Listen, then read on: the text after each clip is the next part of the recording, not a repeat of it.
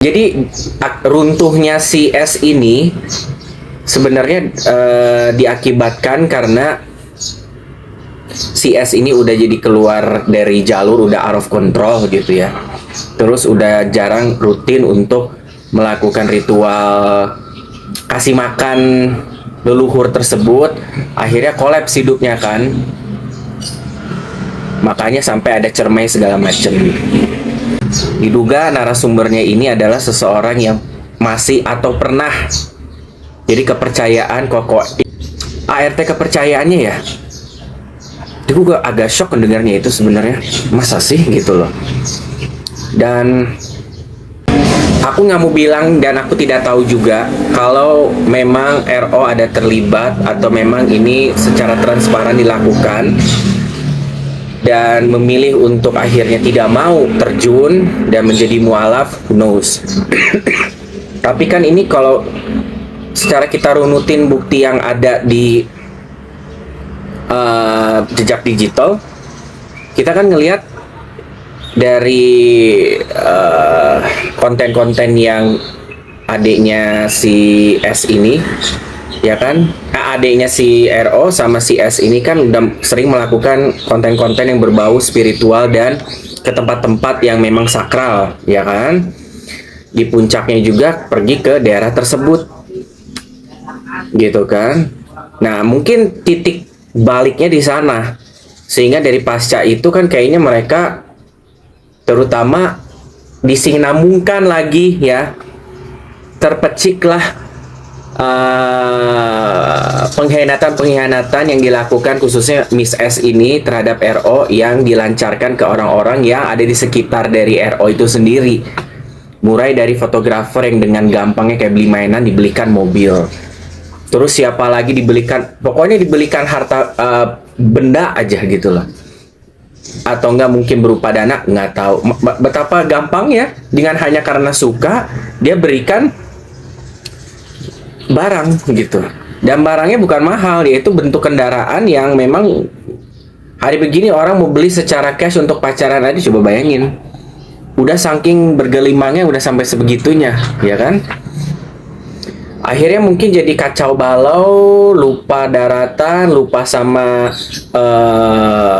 perawatan atas orang-orang spirit yang telah memberikan itu semua. Akhirnya kan jadi kayak kolaps sekarang kan begini sampai cermainya, ya kan. But at the end of the day, kalau memang dikorelasiin, ya kita sih runutannya melihat ini bisa aja terjadi gitu kan.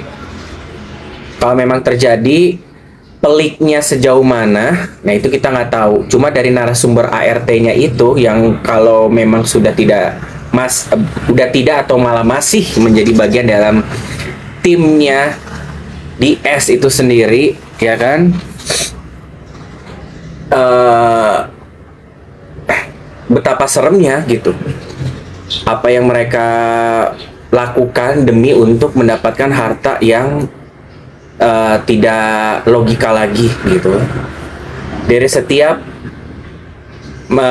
pelancaran aksi pemberian nyawa tersebut lah ya ke leluhur itu, siapapun gitu yang direncanakan, satu manusia tumbang, satu harta muncul.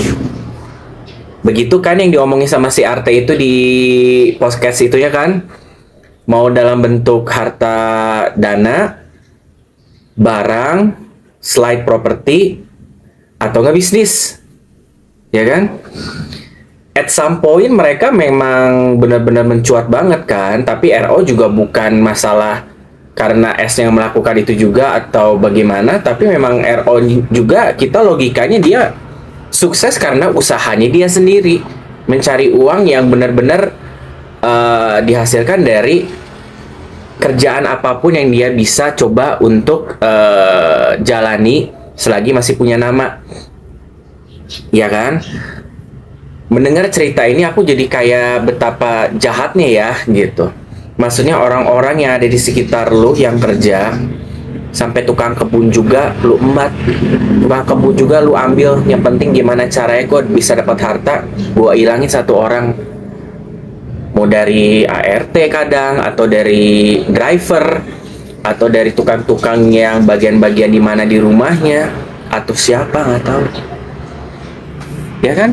Menjadi sebuah hal yang sangat menakutkan jadinya gitu. Ya Allah, berarti karena banyak hal yang tidak masuk akal semuanya kan. Dari kekayaan, dari hedonnya, dari segala macam itu kayaknya banyak yang nggak masuk akal menurut aku. Ya kan? Karena kalau misalnya pelancaran aksi pengorbanan hidup seseorang untuk kepentingan pribadi kayak begini melalui jalan mistis, ya kan? Kalau udah mencapai titik semakin keluar kendali, makanya tadi Dokcin bilang di awal out of control. Ini sekarang lagi out of control, ya kan? Bisa aja nanti si leluhurnya ini akan meminta imbalan yang lebih ekstrim karena diterbengkalaikan sama elu. Karena ganjarannya karena lu menterbengkalaikan, akhirnya jadi berantakan hidup lu. Untuk biar lu kembali lagi ke track yang lu pengenin, gue minta ganjaran. Amit-amit jangan sampai orang-orang terdekat di sekitaran kamu. Ini Dokcin nggak mau terlalu mengkoneksikan ya, merunuti gitu dari almarhum bapaknya gitu kan, atau sakitnya dari RO, ya kan? Tapi RO masih terselamatkan karena dia mualaf dan sadar keluar gitu kan, hampir terjerumus ke dalam terlalu jauh, terlalu menormalisasikan hal tersebut, ya kan? Memang sih sebenarnya kalau hidup itu nggak enak kalau terlalu kaya-kaya banget, kekurangan-kekurangan banget juga kan kita pengen yang agak cukup.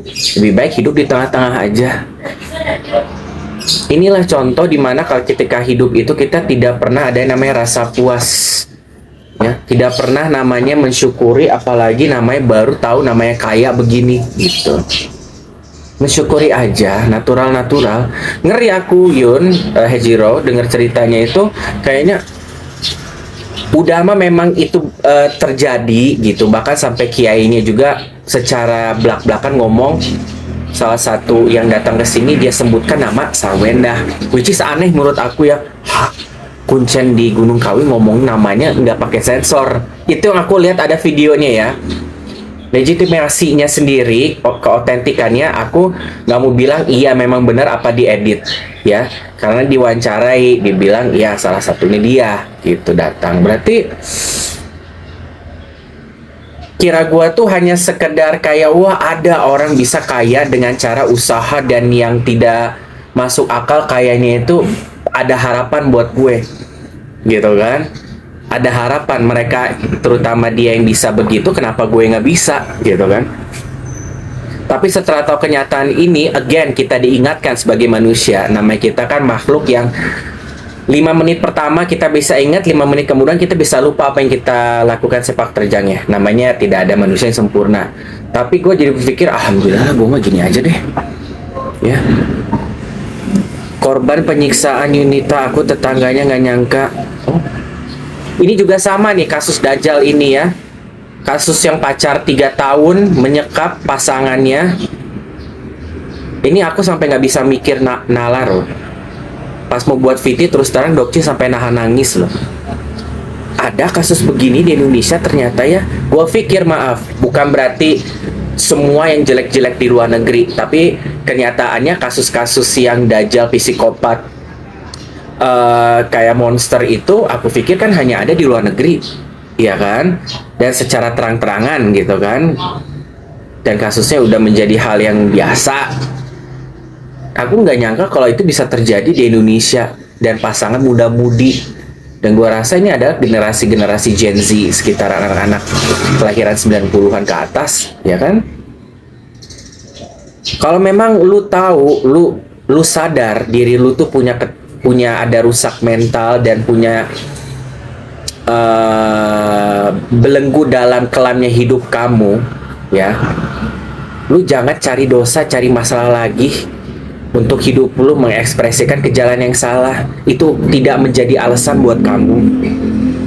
Manusia yang broken home, manusia yang punya kehidupan pelik masa lalunya, itu harus menjadi motivasi kamu untuk bisa tunjukin bahwa gua tuh berangkat dari seorang yang kehidupannya serba pelik, tapi gue bisa lebih sukses daripada orang yang hidupnya enak. Lu harus bisa menjadi seorang motivator untuk orang-orang yang pengen sukses, menjadi generasi yang bangkit setidaknya untuk diri lu. Masa gara-gara orang atau gara-gara keluarga atau gara-gara pengamen hidup gua hancur, sementara semua keputusan pergerakan masa depan itu ada di tangan gua. Sayangnya masyarakat sekarang itu berpikirannya apa? Gua hidup rusak, tanggung rusak. Makanya banyak yang kehidupan di masyarakat sekitar itu yang ininya gini. Ya.